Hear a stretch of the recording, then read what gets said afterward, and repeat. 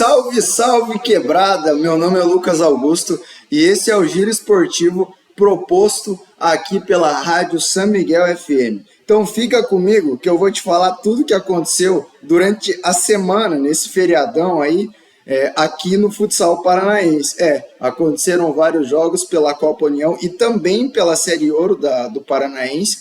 Então fica aqui que eu vou te falar o que aconteceu, o que não aconteceu e contar algumas coisas tristes para o torcedor sanmiguelense sobre a Copa União. Esporadicamente, tá? Roda a vinheta.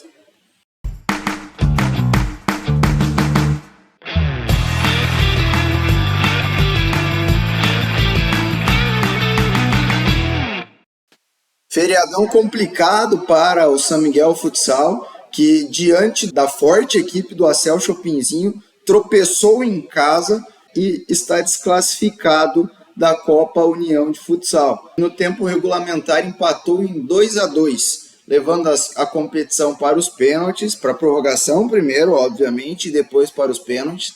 E nos pênaltis, na quarta batida, tanto pela parte do São Miguel como pela parte do Acel, o São Miguel errou a batida de pênalti e está desclassificado. Felizmente, foi para uma equipe que é a atual campeã paranaense, né? Se dá para dizer felizmente, quem sabe, até porque a equipe é uma equipe muito forte, o Daniel Júnior tem essa equipe caracterizada por muito entrosamento desde o ano passado, então talvez, entre aspas, felizmente para a equipe do São Miguel, que é uma equipe nova, a desclassificação não é tão amarga assim como parece. Mas o que dá para dizer do jogo? As duas equipes jogaram de igual para igual o tempo todo. Foi duas equipes que entraram realmente para ganhar. E como eu até fiz na análise da partida durante a transmissão da São Miguel FM, inclusive estou deixando um card aqui para você dar uma olhada depois na transmissão. Faltou maturidade, faltou entrosamento, faltou aquele um pouco a mais para o São Miguel conseguir consolidar a classificação. Houveram chutes, houveram passes, troca de passes, o São Miguel pressionou o tempo todo, jogou muito bem. A equipe do Acel Chopinzinho, nas poucas chances que tiveram, converteram, mas foram muito poucas chances. Levaram pressão durante o jogo todo. Só que, como eu disse, faltou aquela maturidade, aquele toque com carinho na bola, o último passe, quem sabe, para fazer o gol. E como eu até fiz a análise no jogo, o passe em vez do chute, o chute em vez do passe, faltou um pouquinho de maturidade dos jogadores para conseguir consolidar essa classificação. Méritos para a equipe do Acel, que nas poucas oportunidades, como eu disse, converteram em gols. Então é isso, o São Miguel não precisa se amedrontar e não precisa se sentir menor por isso, porque realmente foi uma equipe que jogou muito bem durante os 40 minutos do segundo jogo. Só que em pequenos detalhes, infelizmente, não conseguiu a classificação. Méritos para o Acel, que segue para a semifinal, enfrentando o time do Santa Helena Futsal. Inclusive, vamos falar sobre Santa Helena. O Mangueirinha, um dos 8 times que seguiram para as quartas de final, foi a Santa Helena terça-feira para enfrentar o Santa Helena e tentar classificar. Detalhe, Santa Helena vinha de um empate fora de casa e só precisava fazer o dever de casa, ganhar em casa para classificar. Não aconteceu. O jogo empatou e foi para os pênaltis também. O Santa Helena classificou nos pênaltis e eliminou o MEC Mangueirinha da competição. Na minha opinião, não é surpresa nenhuma. O MEC não vem de uma campanha muito boa na Série Ouro. Em compensação, o Santa Helena é um dos fortes candidatos a ganhar o título da Série Prata. Então, assim, no confronto ali, foi quem tinha a força maior ali naquele momento para decidir.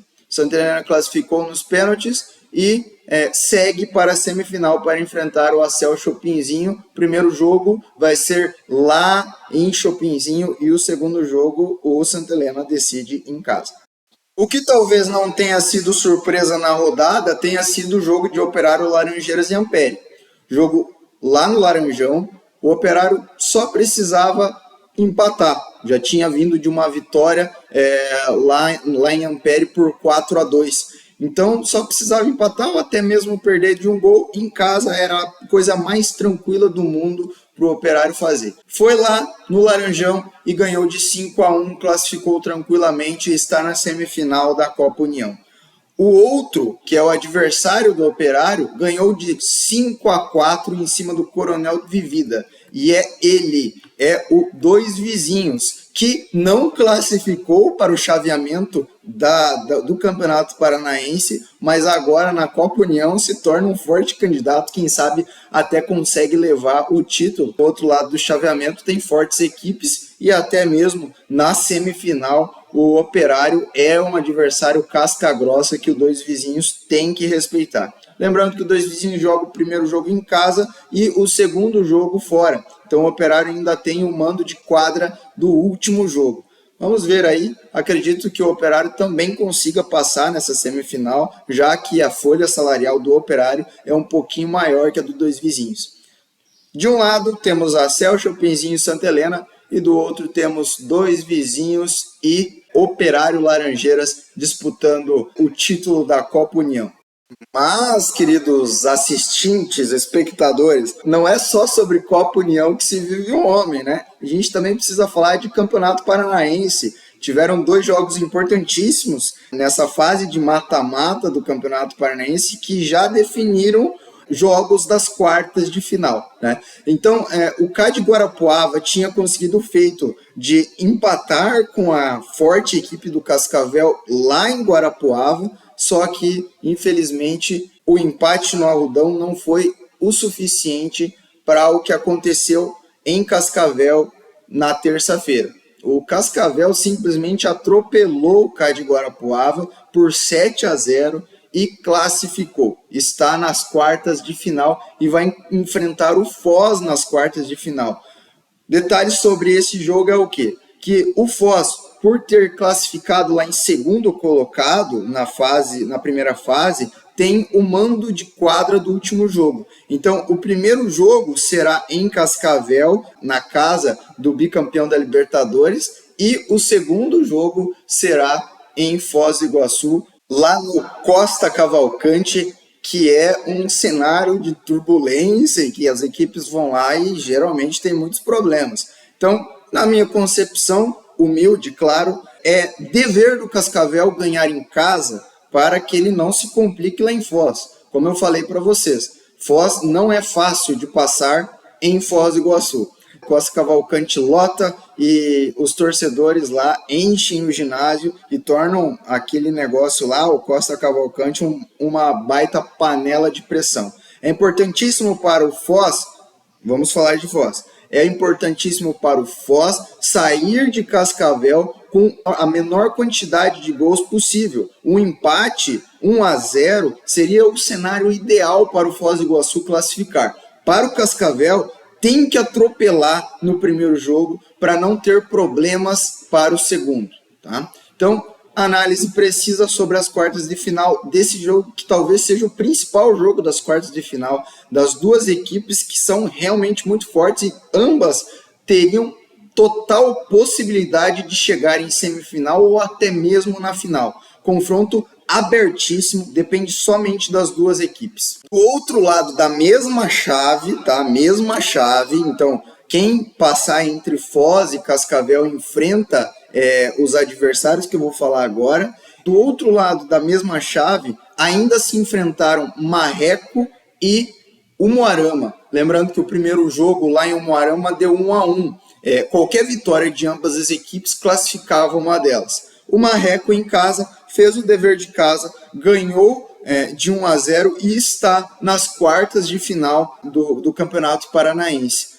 Jogo muito pegado, as duas equipes não se expuseram em momento algum, então foi o que errou menos, né? O Marreco, que é um forte candidato também ao título, classificou errando muito pouco. Não errou, o goleiro fez uma ótima atuação e aquele gol, aquele diferencial no gol, fez com que o Marreco classificasse. O Marreco, que agora tem um grande adversário, talvez seja o grande em si. Olha que lindo isso, né? É uma coisa linda. Se no extremo oeste vai ter clássico, no sudoeste também vai ter.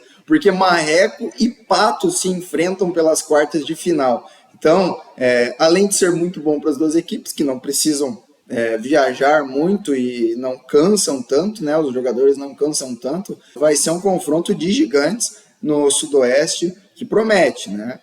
Promete muito porque são duas equipes muito bem qualificadas e o ganhador deles enfrenta o ganhador de Foz do Iguaçu e Cascavel na semifinal do Campeonato Paranaense. Sábado finaliza essa fase de grupos aí com os confrontos entre Operário Laranjeiras e São Miguel lá no Laranjão. Então o São Miguel vem de uma vitória e só precisa de um empate lá para classificar, segurar tudo e mais um pouco, ou até mesmo ganhar de um gol de diferença. Se perder por um gol, prorrogação, que é o terceiro jogo, digamos assim, qualquer um dos que ganhar está classificado, e se persistir em 0-0 a prorrogação, vai para os pênaltis e daí confronto totalmente em aberto. O ganhador enfrenta o Acel Chopinzinho. Então, a partir de sábado, nós temos essa parte da tabela completa também. Do outro lado, na mesma parte da tabela, nós temos Campo Mourão e MEC. Então, assim, Campo Mourão ganhou de 4-2 no jogo de ida, não tem nenhuma dificuldade aqui, joga em casa, joga com o apoio da torcida,